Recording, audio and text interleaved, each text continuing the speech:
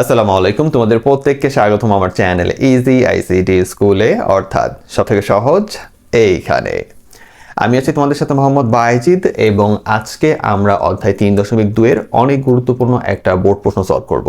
এবং সবার প্রথমে আমি বলে দিচ্ছি যে আজকের ক্লাসে তুমি কয়েকটা নতুন কনসেপ্টও শিখতে পারবা, এই জন্য এই ক্লাসটা একবারে প্রথম থেকে শেষ পর্যন্ত অনেক মনোযোগ দিয়ে করতে হবে। আজকে আমরা যে প্রশ্নটা সলভ করব সেটা হলো তোমার চট্টগ্রাম বোর্ড 2025 সালের প্রশ্ন। এই প্রশ্নটা তোমাদের মতে অনেক কঠিন আসছে, তোমরা ম্যাক্সিমাম স্টুডেন্টই বলছো যে স্যার প্রশ্নটা অনেক কঠিন, একটু বুঝাই দেন। যেহেতু অনেক কঠিন প্রশ্ন বলতেছো এবং তার সাথে কয়েকটা নতুন কনসেপ্টও তুমি শিখতে পারবা, এই জন্য একটু মনোযোগটা ভালোভাবে দিয়ে রাখো। আমি একটু সময় নিয়ে একবারে প্রত্যেকটা জিনিস লাইন টু লাইন বুঝাই দিব ইনশাআল্লাহ। আমি আশা করি যে এই ক্লাসটা করার পরে তোমাদের এই ধরনের কোনো প্রশ্নে আর সামনে সমস্যা হবে না। প্রথমে একটা ছোট্ট অ্যানাউন্সমেন্ট যে তোমরা যারা আমার এই ক্লাসগুলো করে করে এইচএসসি আইসিটি বই কভার করতেছো, তো তোমরা জানো যে তোমাদের সকলের সুবিধার্থে আমি অধ্যায় 1, অধ্যায় 2, অধ্যায় 3.1 এবং 3.2 এর একবারে ম্যাক্সিমাম তোমাদের জন্য প্রিমিয়াম লেভেলের যে কোর্সগুলো সেটা আমি কি করছি তোমার এই ইউটিউব চ্যানেলের প্লেলিস্টে তোমাদের জন্য ফ্রিতে দিয়ে রাখছি। তো তোমরা কিন্তু সেখান থেকে শিখে দেখতেই পারতেছো যে এর থেকে সহজ এবং বিস্তারিত কোথাও তোমরা পাবে না, আর এত সুন্দর করেও কেউ তোমাকে পড়াবে না।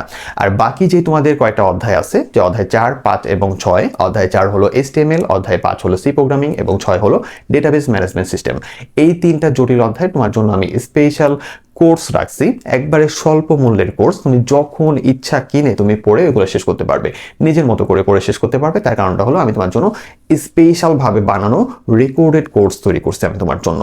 তো এই কোর্সগুলো তুমি যখন ইচ্ছা কিনতে পারবে, একবারে স্বল্প মূল্য রাখছি তোমার জন্য এবং ওইখানে কম্বো অফারেরও ব্যবস্থা আছে। তো তুমি যখন ইচ্ছা সেগুলো কিনতে পারবে। কোর্স সম্পর্কিত তথ্যের জন্য তুমি ডিসক্রিপশন বক্স দেখতে পারো, অথবা আমি এখানে যেই হোয়াটসঅ্যাপের নাম্বার দিচ্ছি এখানে তুমি টেক্সট করার মাধ্যমে যোগাযোগ করে এগুলো সম্পর্কে জানতে পারো। তো তোমরা বিভিন্ন দিকে দৌড়াদৌড়ি না করে দেখতেই পারতেছো যে তোমরা যারা এই অধ্যায় 1, 2, 3, 3.2 আমার থেকে শেষ করছো, তোমরা এখনই ক্লাসে টপার হয়ে আসো। তাহলে চিন্তা করে দেখো পেইড কোর্সে আমি আরো কত বেশি তোমার জন্য পরিশ্রম করছি এবং ওগুলা তুমি পড়লে আরো কত বেটার তুমি পারবে, তুমি একবার কল্পনা করে দেখো।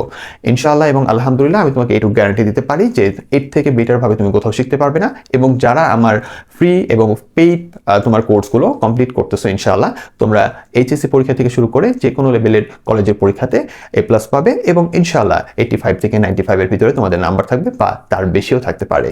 আচ্ছা, তাহলে এবার প্রশ্নটা দিকে একটু তাকাও। দেখো প্রশ্নটা দেখে মনে হচ্ছে একটু ইউনিক। চিত্র 1-এ দেওয়া আছে হলো তোমার কিছু ডিজিটাল সিগন্যাল। তো এই সিগন্যালগুলো সম্পর্কে কিন্তু আমরা 3.1 এর নৈবিত্তিক ক্লাসে হালকা ধারণা পাইছি। এছাড়াও আমি তোমার জন্য স্পেশাল টিপসের যে প্লেলিস্ট রাখছি ওইখানেও কিন্তু এটা সম্পর্কে ধারণা দেওয়া আছে। তো আশা করি তোমরা দেখছো, তারপর আমি বলে দিব, তুমি এটা সম্পর্কে আবার জানতে পারবে, সমস্যা নেই, টেনশনের কিছু নাই। আর চিত্র 2-তে আমাদের একটা জটিল একটা সার্কিট দেওয়া আছে, এটাকে আমাদের একটু সমাধান করতে হবে, বুঝতেই পারতেছি। কিন্তু প্রবলেমটা হলো আমাদের উদ্দীপকে এবং হলো আমাদের প্রশ্নগুলো এই সেটটায় অনেক সমস্যা করে রাখছে। তো চলো আমরা আস্তে আস্তে ভাঙি। দেখো এখানে উদ্দীপকে কি বলছে, যে আইসিটি বিষয়ের শিক্ষক ক্লাসে চিত্র 2-এ প্রদর্শিত লজিক সার্কিটটি বিশ্লেষণ করে ছাত্রদেরকে চিত্র 1 এর সিগন্যালগুলোকে ইনপুট হিসেবে ব্যবহার করে সত্যক সারণী তৈরি করতে বলল। আমি জাস্ট কথাটা শেষ করলাম আর কি। তাহলে এইখানে আমরা প্রথম অংশে বুঝতে পারলাম যে আমাদের ক্লাসের আইসিটি শিক্ষক কি করছে, যে চিত্র 2-তে যেই লজিক সার্কিটটা আছে এটার মানটা, সহজ কথা হলো তোমাকে মানটা বের করতে বলছে, কিসের, কিউ এর মানটা বের করতে বলছে। চিত্র 2-এ তুমি কিউ এর মানটা বের করবা। বের করার পরে তোমাকে যে ছাত্ররা আছে ক্লাসের ভিতরে তাদেরকে বললো যে তোমরা কি করো, এই যে মানটা বা যে ফাংশনটা তোমরা বের করলা এটা সত্যক সারণী তৈরি করো। সত্যক সারণী তো তুমি তো মনে করতেছো স্যার সত্যক সারণী তো কোনো ব্যাপার না, কিন্তু এইখানে একটা বড় মাইলফলক দিয়ে রাখছে। সেটা হলো কি, যে সত্যক সারণী তৈরি করো, যেখানে কি করতে বলছে, যে ছাত্রদেরকে কি বলছে, যে তো লজিক সার্কিটটি বিশ্লেষণ করে ছাত্রদেরকে চিত্র 1 এর সিগন্যালগুলোকে ইনপুট হিসেবে ব্যবহার করে সত্যক সারণী তৈরি করতে বলছে। তার মানে তুমি যেই মানটা বের করবা, ফাংশনটা বের করবা, ওকে, কিন্তু ওইটা যে সত্যক সারণী তৈরি করবা ওইখানে ইনপুটের মানগুলো ব্যবহার করবা হলো চিত্র 1 এর। তার মানে এখানে একটু কি আছে, প্রবলেম আছে, যেটা আমরা একটু পরে দেখব। এর পরবর্তীতে আবার ছাত্রীদের বলছে কি, দেখো যে এবং ছাত্রীদেরকে শুধু নর গেট ব্যবহার করে চিত্র 2 এর একটি সমতুল্য সার্কিট তৈরি করতে বললেন। তার মানে এখানে আমরা বুঝতেই পারতেছি নর গেটের মাধ্যমে আমাদের বাস্তবায়ন করতে বলছে কি, চিত্র তোমার কি 2 এর সমতুল্য মান। তার মানে চিত্র 2 এর যে তুমি ফাংশনাল মানটা পাবা ওইটাকে নর গেটের মাধ্যমে বাস্তবায়ন করতে বলছে এইখানে ছাত্রীদেরকে। কিন্তু এটা নিয়েও সামনে প্রবলেম আছে। তাহলে দেখো আস্তে আস্তে আমরা সামনে যাই। তো ক নম্বর কি বলছে, দেখো যে ডিকোডার কি, এটা নিয়ে আলাদা করে বলে সময় নষ্ট করবো না, তো এটা তোমরা লম্বা ক্লাস দিচ্ছ ওইখান থেকে দেখে নিও। খ নম্বরে বলছে হলো যে কোনো বুলিয়ান চলক ও তার দ্বৈত পরিপূরক পরস্পর অভিন্ন বুঝিয়ে লেখো। ভালো করে বুঝো, কোনো বুলিয়ান চলক, ঠিক আছে, বুলিয়ান অ্যালজেব্রা তোমরা প্রত্যেকে করছো, ওইখানে আমি চলক থেকে শুরু করে যাবতীয় সকল কিছু সূত্র, উপপাদ্য, কিছু জিনিস লিখে দিয়ে তোমাকে সুন্দর করে বুঝাই দিয়ে কিন্তু ওগুলো পড়াইছি, তো এটা নিয়ে কিন্তু প্যারা নিও না। তাহলে এখন তোমাকে বলছে যে কোনো বুলিয়ান চলক তার দ্বৈত পরিপূরক পরস্পর অভিন্ন। কথাটা বুঝো, মনে করো একটা বুলিয়ান চলক হলো এ, ঠিক আছে, বুলিয়ান আমরা ক্লাস করছি দুইটা, বুলিয়ান বীজগণিতে ক্লাস করছি দুইটা, অ্যালজেব্রা ক্লাস করছি দুইটা, ওখানে কিন্তু আমরা এগুলো সম্পর্কে সব জানি।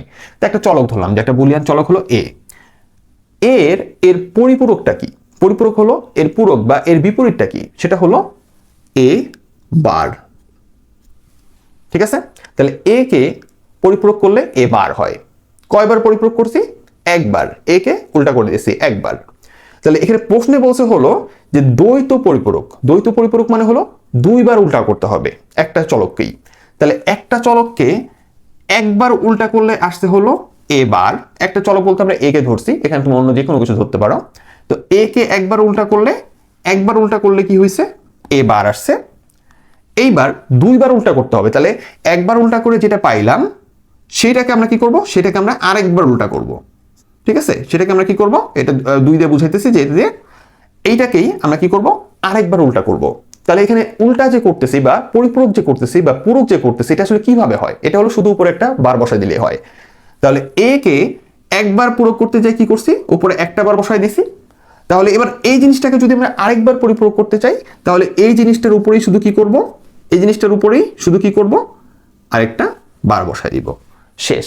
তাহলে এইটাই হলো আমাদের একটা চলকের দ্বৈত পরিপূরক। এখানে তুমি চলক যে কোনো কিছু নিতে পারো, ওইটা দ্বৈত পরিপূরক মানে ওইটার উপরে কি দুইটা বার। কথা বুঝে আসছে?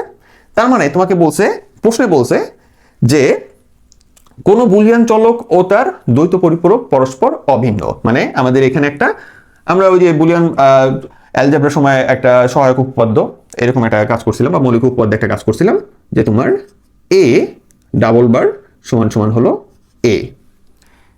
এই জিনিসটা তোমাকে প্রমাণ করতে বলছে যে কোন চলকের দ্বৈত পরিপূরক কি, এর মান হলো অভিন্ন, বা এই দুইটা জিনিস হলো অভিন্ন। তাহলে এইটাই তো প্রমাণ করতে বলছে, তাহলে এটা আমরা এখানে একটু প্রমাণ করার চেষ্টা করি, ঠিক আছে। তাহলে সবার প্রথমে আমরা দেখলাম কি, যে বুলিয়ান বীজগণিতে কোন চলকের পরিপূরক বলতে তার বিপরীত মানকে বোঝায়, ঠিক আছে। আর দ্বৈত পরিপূরক হচ্ছে পরিপূরকের আবার পরিপূরক, ঠিক আছে। তার মানে বুলিয়ান বীজগণিতে একটা জিনিসের পরিপূরক মানে হলো তার বিপরীত, মানে বার করে দিলেই হলো। আর দ্বৈত পরিপূরক মানে হলো যে পরিপূরকটা করছি ওইটাকে আমরা আবার পরিপূরক করব। এইটুকু বুঝে আসছে? আশা করি বুঝে আসছে। এরপরে আমরা এই জিনিসটাকেই ধরে নিলাম, যে ধরি কোন বুলিয়ান চলক হলো এ, তো এটা ধরলাম। তাহলে তার পরিপূরকটা কি? তাহলে তার পরিপূরকটা হলো এ বার, এই যে এ বার। তাহলে তার দ্বৈত পরিপূরকটা কি? দ্বৈত পরিপূরকটা হলো এর উপরে দুইটা বার, এই যে এর উপরে দুইটা বার। তাহলে এই পর্যন্ত আমরা বুঝাই ফেললাম, কিন্তু এখনো এইটা বুঝাইতে পারি নাই যে প্রশ্নে উল্লেখ করছে যে কোন বুলিয়ান চলক ও তার দ্বৈত পরিপূরক পরস্পর অভিন্ন। এই শব্দটা তো বুঝাইতে পারি না যে পরস্পর অভিন্ন, আমরা কিন্তু এখানে বুঝাইতে পারছি হলো শুধু দ্বৈত পরিপূরক মানে কি সেই জিনিসটা আমরা বুঝাইতে পারছি। পরস্পর অভিন্ন জিনিসটা কিন্তু আমরা এখানে বুঝাইতে পারি নাই। তাহলে এটা কিভাবে অভিন্ন বা কিভাবে অভিন্ন এটা বুঝাবো কি করে?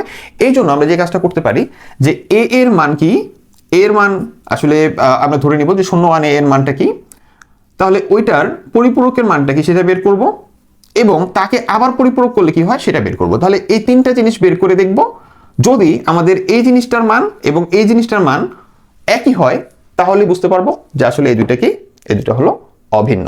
তাহলে এটা বোঝানোর জন্য আমরা কি করলাম, তাহলে অর্থাৎ আমাদের এটা মানে হলো এইটা, এই জিনিসটা বের করতে হবে। তাহলে সত্যক সারণীতে, তাহলে সত্যক সারণীতে কি করব, মাত্র আমি তোমাকে বলছি যে এই তিনটা জিনিসের মান বের করব, এ বার এবং এর উপরে দুইটা বার। তাহলে ওইটা কি করছি দেখো, তাহলে এই যে আমাদের এখানে এ একটা ঘরে লিখছি, যে আমাদের এ, আরেকটা হলো এ বার, আর আরেকটা হলো এর উপরে দুইটা বার।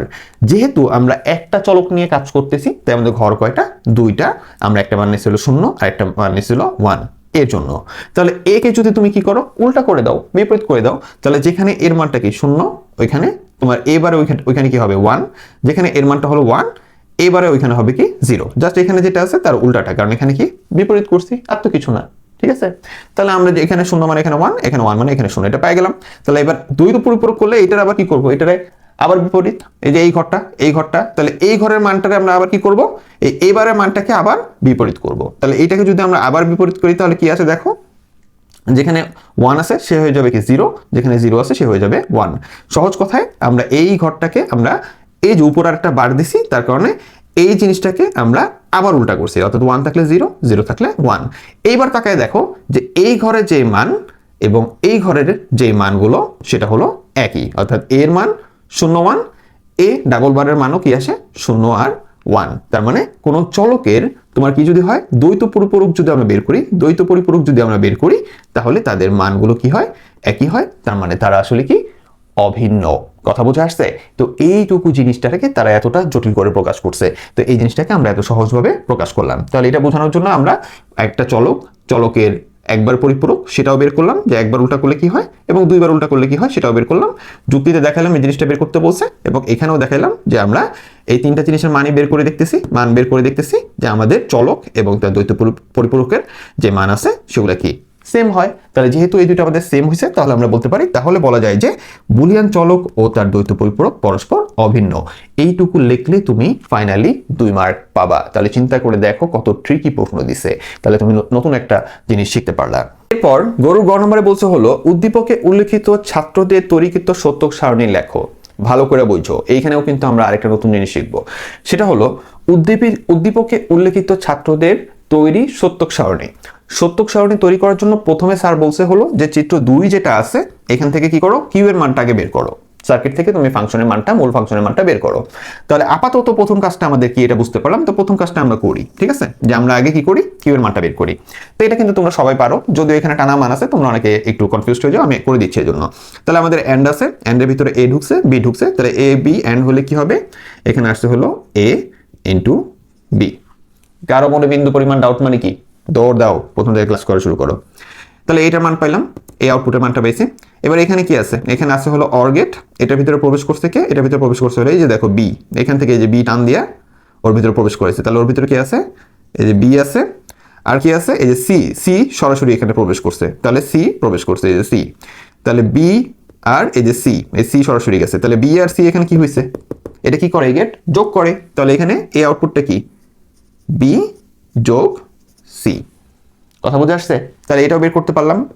এরপরে এটার বেলায় আসো, এটার বেলায় কি হইতেছে দেখো, এখানে হলো তোমার টাইনা আনসার হলো যে সি কে নিয়ে আসছে এখানে জোর করে, আর এই যে বি, বি কে টেনে নিয়ে আবার ওর ভিতরে প্রবেশ করেছে। তাহলে এখানে কি কি আছে, সি আছে আর বি আছে, আর এটা কোন গেট, এটা হলো অ্যান্ড গেট। তাহলে এটার আউটপুটে কি হবে, এটার আউটপুটে হবে হলো গুণ বি ইন্টু সি।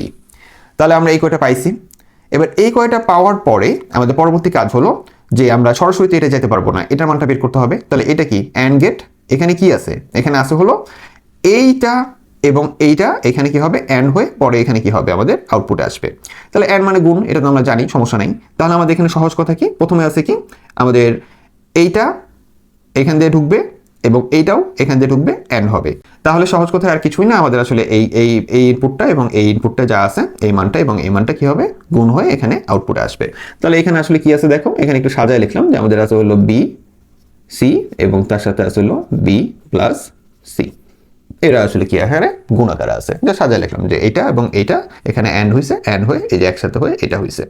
তাহলে এইটার মান পাইছি এই যে, আর এটার মধ্যে আমরা আগে থেকেই বের করে রাখছি এই যে। তাহলে এই দুইটার এখন শুধু আমরা কি করব, আমরা ফাইনালি যেটা আছে আমাদের গেট সেটা দিয়ে প্রবেশ করাবো এবং আমাদের আউটপুটের মান বের করব।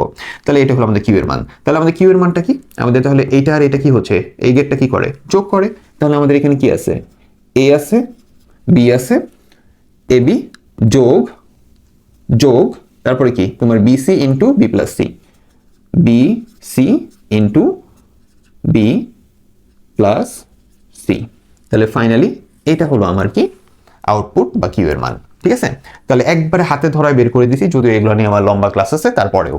তাহলে এই হলো আমাদের কাজ, এখানে আমার কিছুই না। তাহলে প্রথমে এটার মানটা বের করলাম, তারপরে এটার ভিতরে কি ইনপুট গেছে এটার মান বের করলাম, পরে এটার ভিতরে কি ইনপুট আছে, দেন এটার মানটা বের করলাম, যেখানে গুণ ওইখানে গুণ, যেখানে যোগ ওখানে যোগ।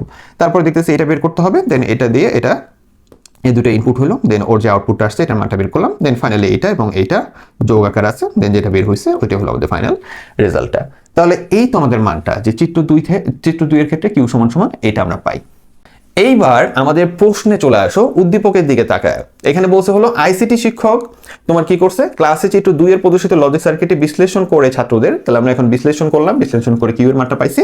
এবার ছাত্রদের বলছে যে চিত্র 1 এর সিগন্যালগুলোকে ইনপুট হিসেবে ব্যবহার করে সত্যক সারণী তৈরি করো। তাহলে আমরা ঠিকই কিউ এর মানটা বের করছি, সত্যক সারণী এবার বের করব। সত্যক সারণীর জন্য আমরা কি করি, সত্যক সারণীর জন্য আমরা আগে ঘরগুলো আঁকি, ঘর রেখে এই মানটা ফার্স্টে আমাদের কি কি ইনপুট আছে ওগুলো লিখি, তারপরে ছোট ছোট অংশের কাজ করি, ছোট ছোট অংশের কাজ করে দেন ফাইনালি আমরা এই মানটা নিয়ে আসি। এই তো, তাহলে তাকায় দেখো সত্যক সারণী বের করতে চাই, আমরা ওই কাজটাই করছি, কিন্তু এইখানে একটা বড় চেঞ্জ আছে। সেটা হলো কি, আমাদের যখন একটা ফাংশন দিয়ে দিয়ে বলে যে এটা সত্যক সারণী করো, তখন কিন্তু আমরা দেখি যে কয়টা চলক আছে দেখি, ওই অনুযায়ী আমরা নিচে কি করতাম, ঘর রাখতাম। যেমন এখানে চলক আছে এ বি সি, 3টা চলক আছে, আমরা নিচে ঘর রাখতাম হলো 8টা। দেওয়ার পরে আমরা স্পেশাল যে ফরম্যাটটা শিখছি ওই ফরম্যাটে শুধু 0 দিয়ে মান বসাই দিতাম, দেন পরবর্তীতে এই ছোট ছোট কাজগুলো করতাম।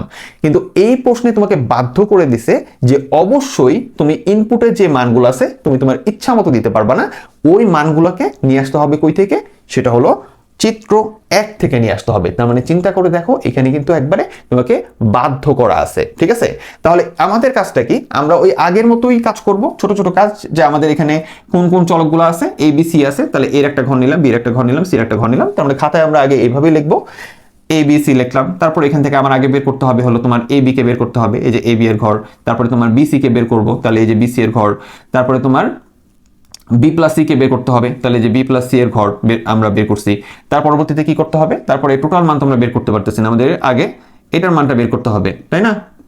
সেটা হলো বিসি, তার সাথে গুণ আকারে আছে কি বি প্লাস সি, তাহলে যে বিসি তার সাথে গুণ আছে বি প্লাস সি, এই ঘরটা আমরা বের করলাম। দেন আমরা ফাইনালি এটার সাথে যোগ দিব এবি, তাহলে টোটালটা হয়ে গেল। তাহলে দেন আমরা ফাইনালি এটার সাথে যোগ দিব এবি, আমাদের টোটাল মানটা চলে আসলো। তাহলে এই যে ঘর যে আমরা সাজাই, এটাই আমাদের কোনো প্রকার সমস্যা নাই, আমরা বুঝতে পারলাম। এইবার কথা আসতেছে হলো যে এইটার মানগুলো যে বসাবো, ওই মানটা আমি বলছি কি যে আমাদের আগের মতো না, যে আমাদের এখানে 3টা চলক আছে বলে আমরা কি করব 8টা ঘর দিব, এরকম কিন্তু নাই।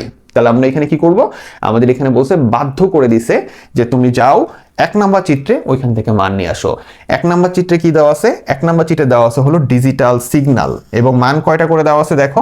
ডিজিটাল সিগন্যাল তোমরা আমি বলছি আগেও তোমাকে পড়েছি, তো আমি সংক্ষেপে বলতেছি যে এখানে হলো আপার যে সিগন্যাল আছে, মানে উপরের দিকে সিগন্যাল মানে হলো তোমার, ঠিক আছে, সরি একটু সুন্দর হয় নাই, সুন্দর করে দেখি, যে উপরের দিকে সিগন্যাল মানে হলো, এটার মানে হলো 1, আর নিচের দিকে সিগন্যাল মানে হলো তোমার 0। এটাই হলো আমাদের ডিজিটাল সিগন্যাল।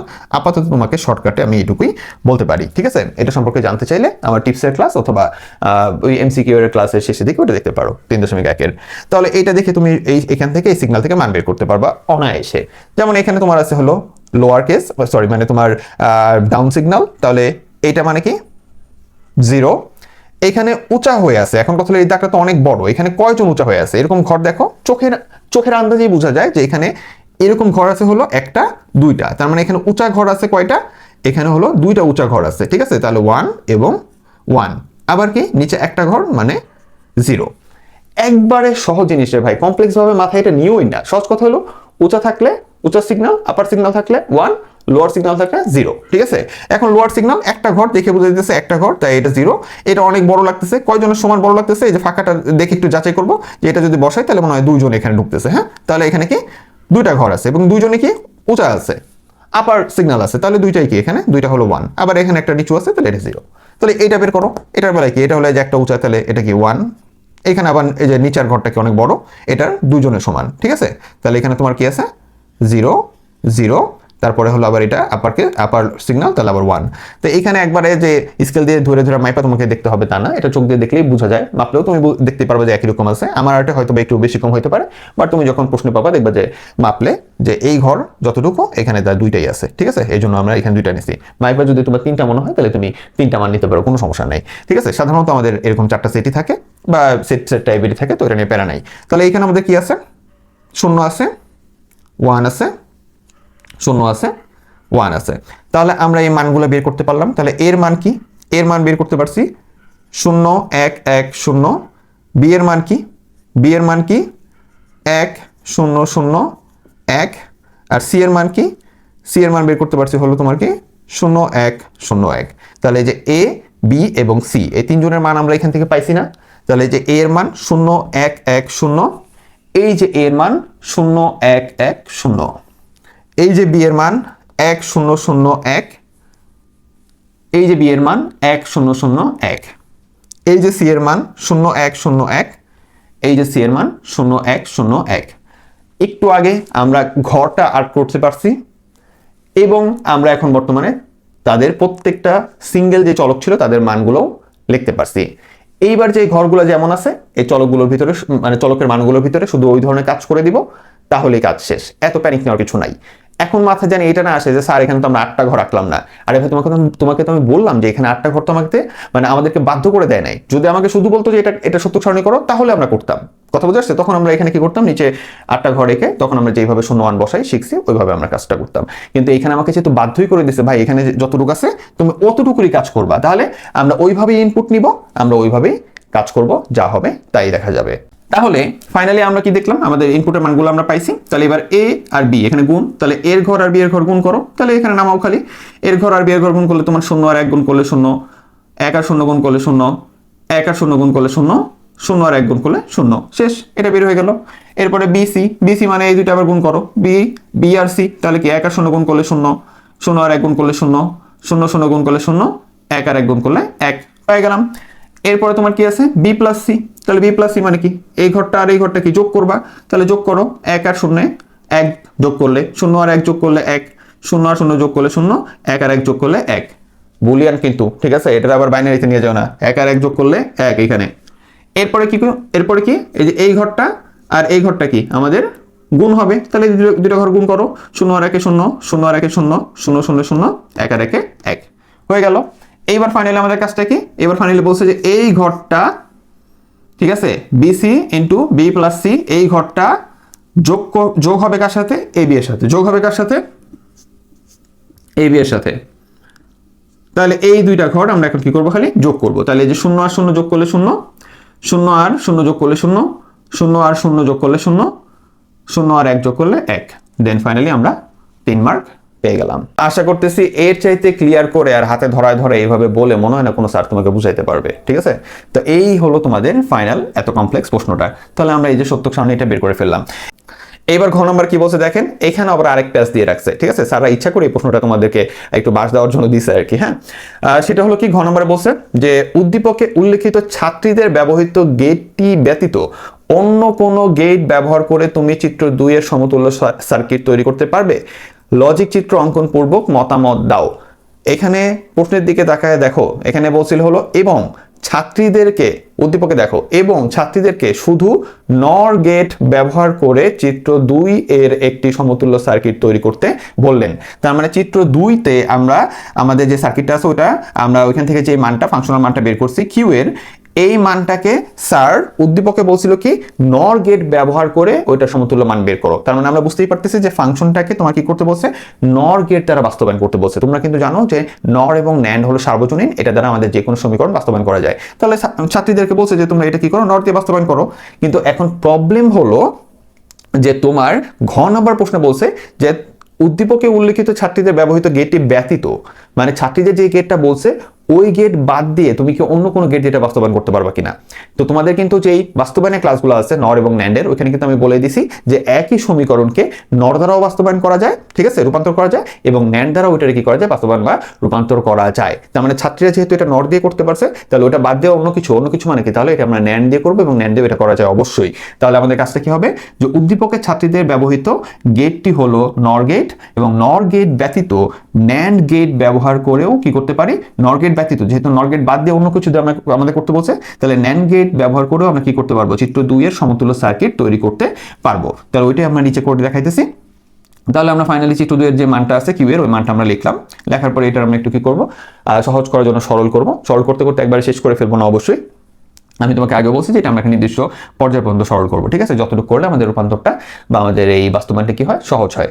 তাহলে আমরা কি করলাম, যে আমাদের সাধারণ এই এখানে এটা বি দিয়ে গুণ করলাম, এটাকে সি দিয়ে গুণ করলাম, এই যে একবার গুণ হয়েছে, এবার আবার গুণ হয়েছে। তাহলে আমাদের বি আর বি গুণ হয় একবার বি, আর এই যে সি আসছে, আর এখানে এই যে সি আর সি গুণ হয় একবার সি, আর ওর বি ছিল এই যে আসছে, আর এখানে এ বি আছে, ও তো আসছেই, আর যাদের ভিতরে প্লাস ছিল এইভাবে তো আসছেই। তা এখন আমি আবার তোমাকে সরল নতুন করে শেখাবো না, সহজ করে বলে দিতেছি। তাহলে এইটুকু হইলো। এবার দেখতেছি এইটা আর এটা সেম, তাহলে এই দুটো যোগ করলে এ প্লাস এ মানে এ, তার মানে এই দুইটার জায়গা কি একটাই বসবে, আর এই যে এ বি আর এই যে প্লাসের প্লাস, তাহলে এটা আসলো। এবার এইটাকে আমরা ফাইনালি কি করব, এটাকে আমরা ফাইনালি এখন ন্যান্ড দ্বারা বাস্তবায়নের চেষ্টা করব। তাহলে মাঝখানে যেহেতু প্লাস আছে, আমরা কি করব, উপরে দুটো বার দিয়ে দিব, উপরে দুটো বার দিয়ে দিলাম। আমরা যে কোনো জায়গায় বাস্তবায়নের সময় কি করতে পারি, দুইটা বার বসে দিতে পারি। তো আমরা যেহেতু মাঝখানে কি আছে, প্লাস আছে, এবং এটা ন্যান্ডে বাস্তবায়ন করবো, এই জন্য উপরে কি করলাম, দুইটা বার দিলাম। কেন, এটার যদি কোনো ডাউট থাকে আমাদের এই ক্লাস দেখে আসো, সমস্যা নেই। তাহলে বার দেওয়ার পরে এবার এটা ন্যান্ড বানাবো কি করে, জাস্ট এখানে বারটা ভেঙে দিব। তাহলে এখানে বারটা ভাঙলে প্লাস কি হয়ে যাবে, ইন্টু হয়ে যাবে, ও বার পেয়ে গেল, ও বার পেয়ে গেল, আর এই টোটাল বার এই যে উপরে যেটা ছিল ও তো বার আসেই, তাহলে এই টোটাল সেটটা এখন ন্যান্ডে রূপান্তর হয়ে গেল। তাহলে এটার আমরা এখন চিত্রে বাস্তবায়ন করি। তাহলে এ বি সি আছে, এই যে এ বি আর সি, তাহলে সবার প্রথমে কি এ বি উপরে বার, তাহলে এই যে এ বি আমরা ন্যান্ড দিলাম, তাহলে কি হলো, যে গুণ হলো, গুণ হয়ে উপরে বার চলে আসলো। এরপরে কি বি সি উপরে বার, তাহলে আমরা কি দিলাম, এই যে বি থেকে নিলাম আর সি থেকে নিলাম, আমরা অ্যান্ড আর নট মানে ন্যান্ড করলাম, তাহলে বি সি গুণ হলো, উপরে বার হলো।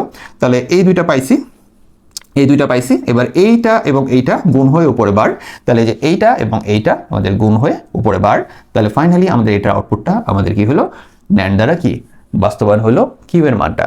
তাহলে এই হলো তোমাদের পুরো সেট। তো এখানে অনেক প্যাচগোজ সারা দিছে, তো আমি একবারে হাতে ধরে ধরে সর্বোচ্চ সহজে বোঝানোর চেষ্টা করছি ইনশাল্লাহ।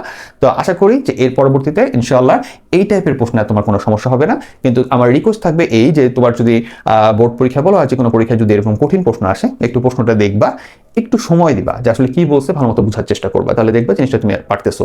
কারণ এখানে সকল কিছু তুমি পারো, জাস্ট কোশ্চেনের প্যাটার্নটা কি করছে, পেঁচাই দিছে এই আর কি।